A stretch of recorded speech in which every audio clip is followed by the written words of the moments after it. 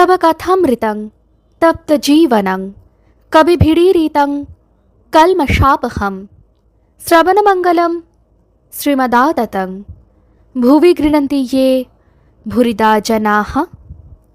শ্রী শ্রী রামকৃষ্ণ কথামৃত। দক্ষিণেশ্বরে শ্রীরামকৃষ্ণের জন্ম মহোৎসব 1885 খ্রিস্টাব্দ। দ্বিতীয় পরিচ্ছেদ 1885 22 ফেব্রুয়ারি। এইবার ভক্তেরা প্রসাদ পাইতেছেন। চিড়ে মিষ্টান্নাদি অনেক প্রকার প্রসাদ তাহারা পাইয়া তৃপ্তি লাভ করিলেন। ঠাকুর মাস্টারকে বলিতেছেন, মুখুজ্জেদের বলো নাই, সুরেন্দ্রকে বলো বাউলদের খেতে বলতে। শ্রীযুক্ত বিপিন সরকার আসিয়াছেন। ভক্তেরা বলিলেন, এর নাম বিপিন সরকার। ঠাকুর উঠিয়া বসিলেন ও বিনীতভাবে বলিলেন, একে আসন দাও আর পান দাও। তাহাকে বলিতেছেন, আপনার সঙ্গে কথা কইতে পেলাম না, অনেক ভিড়। গিরীন্দ্রকে দেখিয়া ঠাকুর বাবুরামকে বলিলেন, একে একখানা আসন দাও। নিত্যগোপাল মাটিতে বসিয়াছিলেন দেখিয়া ঠাকুর বলিলেন, ওকেও একখানা আসন দাও। সিথির মহেন্দ্র কবিরাজ আসিয়াছেন। ঠাকুর সহাস্যে রাখালকে ইঙ্গিত করিতেছেন, হাতটা দেখিয়ে নে। শ্রীযুক্ত রামলালকে বলিতেছেন, গিরিশ ঘোষের সঙ্গে ভাব কর, তাহলে থিয়েটার দেখতে পাবি।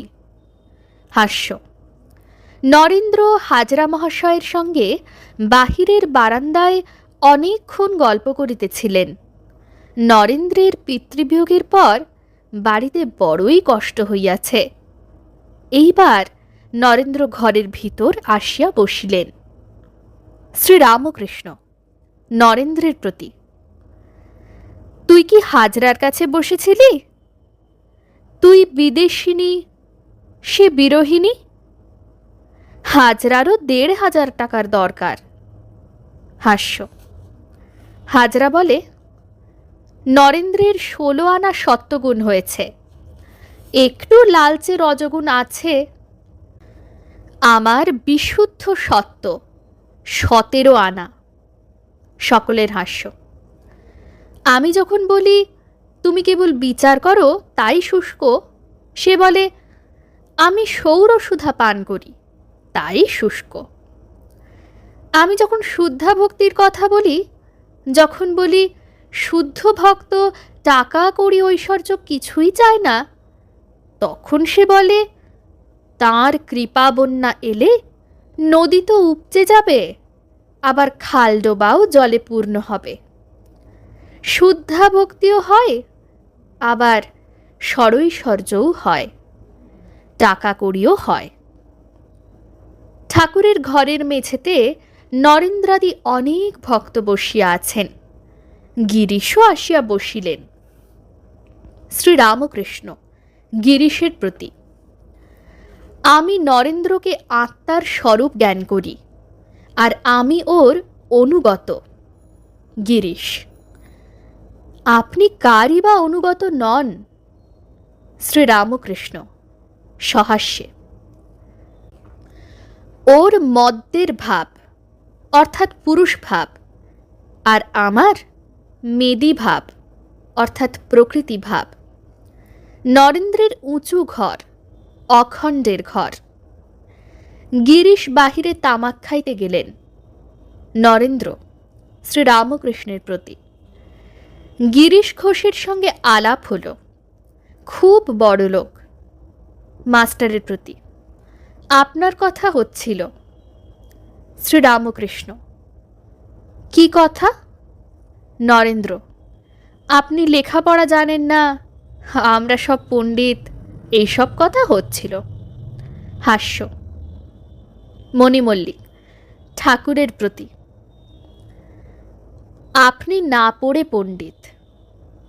শ্রীরামকৃষ্ণ নরেন্দ্রাদির প্রতি, সত্য বলছি, আমি বেদান্ত আদিশাস্ত্র পড়ি নাই বলে একটুও দুঃখ হয় না।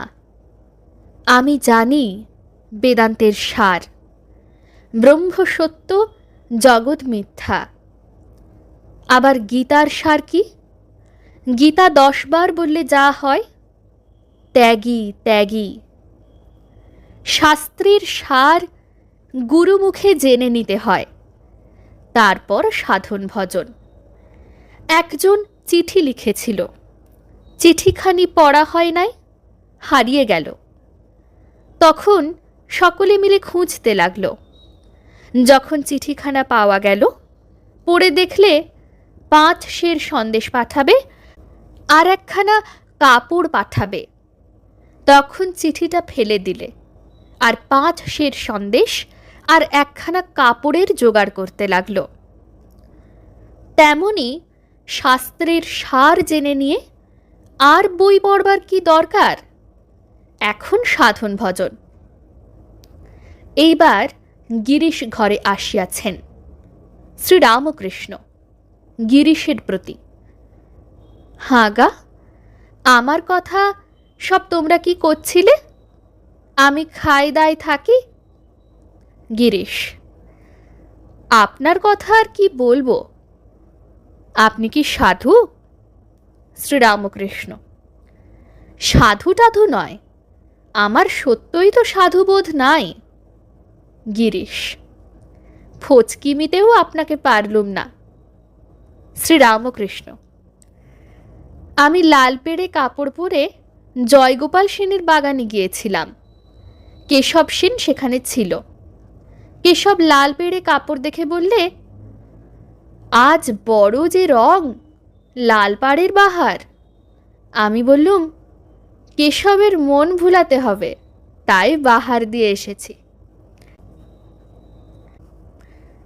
এইবার আবার নরেন্দ্রের গান হইবে। শ্রীরামকৃষ্ণ মাস্টারকে তানপুরাটি পাড়িয়া দিতে বলিলেন। নরেন্দ্র তানপুরাটি অনেকক্ষণ ধরিয়া বাঁধিতেছেন।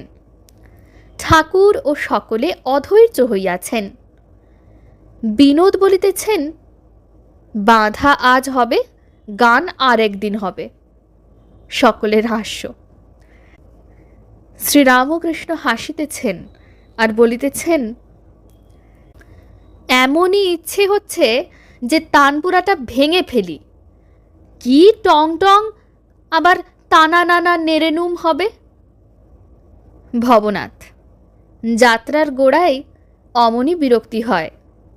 নরেন্দ্র বাঁধিতে বাঁধিতে, সে না বুঝলেই হয়। শ্রীরামকৃষ্ণ সহাস্যে, ওই আমাদের সব উড়িয়ে দিলে। নরেন্দ্র গান গাহিতেছেন। ঠাকুর ছোট খাটটিতে বসিয়া শুনিতেছেন। নিত্যগোপাল প্রভৃতি ভক্তেরা মেঝেতে বসিয়া শুনিতেছেন। অন্তরে জাগিছ ও মা অন্তর যামিনী, কোলে করে আছো মোরে দিবস যামিনী। গাউরে আনন্দময়ীর নাম, ওরে আমার একতন্ত্রী প্রাণের আরাম। নিবিড় আধারে মা তোর চমকে ও রূপরাশি, তাই যোগী ধ্যান ধরে হয়ে গিরি গুহাবাসী। ঠাকুর ভাবাবিষ্ট হইয়া নিচে নামিয়া আসিয়াছেন ও নরেন্দ্রের কাছে বসিয়াছেন। ভাবাবিষ্ট হইয়া কথা কহিতেছেন। শ্রীরামকৃষ্ণ, গান গাইব? থু থু। নিত্যগোপালের প্রতি, তুই কি বলিস? উদ্দীপনের জন্য শুনতে হয়। তারপর কি হলো আর কি গেল? আগুন জ্বেলে দিলে, সে তো বেশ। তারপর চুপ। বেশ তো, আমিও তো চুপ করেই আছি, তুইও চুপ করে থাক। আনন্দ রসে মগ্ন হওয়া নিয়ে কথা। গান গাইব? আচ্ছা, গাইলেও হয়। জল স্থির থাকলেও জল, আর হেললে দুললেও জল। নরেন্দ্র কাছে বসিয়া আছেন। তার বাড়িতে কষ্ট, সেই জন্য তিনি সর্বদা চিন্তিত হইয়া থাকেন। তাহার সাধারণ ব্রাহ্ম সমাজে যাতায়াত ছিল। এখনও সর্বদা জ্ঞান বিচার করেন। বেদান্তাদি গ্রন্থ পড়িবার খুব ইচ্ছা। এক্ষণে বয়স 23 বৎসর হইবে। ঠাকুর নরেন্দ্রকে এক দৃষ্টে দেখিতেছেন। শ্রীরামকৃষ্ণ সহাস্যে নরেন্দ্রের প্রতি, তুই তো খ অর্থাৎ আকাশবৎ, তবে যদি টেকসো অর্থাৎ ট্যাক্স বাড়ির ভাবনা না থাকত। সকলের হাস্য। কৃষ্ণকিশোর বলতো, আমি খ। একদিন তার বাড়িতে গিয়ে দেখি সে চিন্তিত হয়ে বসে আছে, বেশি কথা করছে না। আমি জিজ্ঞাসা করলুম, কি হয়েছে গা, এমন করে বসে রয়েছ কেন? সে বললে, টেকসোওয়ালা এসেছিল, সে বলে গেছে টাকা যদি না দাও তাহলে ঘটি বাটি সব নিলাম করে নিয়ে যাব। তাই আমার ভাবনা হয়েছে। আমি হাসতে হাসতে বললাম, সে কি গো, তুমি তো খ আকাশবৎ। যাক, শালারা ঘটি বাটি নিয়ে যাক, তোমার কি? তাই তোকে বলছি, তুই তো খ, এত ভাবছিস কেন? কি জানিস, এমনি আছে। শ্রীকৃষ্ণ অর্জুনকে বলছেন, অষ্টসিদ্ধির একটি থাকলে কিছু শক্তি হতে পারে, কিন্তু আমায় পাবে না। সিদ্ধাইয়ের দ্বারা বেশ শক্তি, বল, টাকা এসব হতে পারে, কিন্তু ঈশ্বরকে লাভ হয় না। আরেকটি কথা, জ্ঞান অজ্ঞানের পার হও।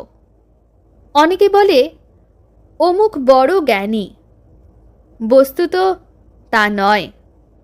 বশিষ্ঠ এত বড় জ্ঞানী, পুত্র শোকে অস্থির হয়েছিল। তখন লক্ষ্মণ বললেন, রাম, এ কি আশ্চর্য, ইনিও এত শোকার্ত? রাম বললেন, ভাই, যার জ্ঞান আছে তার অজ্ঞানও আছে, যার আলো বোধ আছে তার অন্ধকার বোধও আছে, যার ভালো বোধ আছে তার মন্দ বোধও আছে, যার সুখ বোধ আছে তার দুঃখ বোধও আছে। ভাই, তুমি দুইয়ের পারে যাও, সুখ দুঃখের পারে যাও, জ্ঞান অজ্ঞানের পারে যাও। তাই তোকে বলছি, জ্ঞান অজ্ঞানের পার হও। ওং নিরঞ্জনং নিত্যম অনন্তরূপম ভক্তানুকম্পাধৃত বিগ্রহং বৈ ঈশাবতারং পরমেশমেঢ্যং তং রামকৃষ্ণং শিরসা নমামঃ। শ্রীরামকৃষ্ণ अर्पणमस्तु।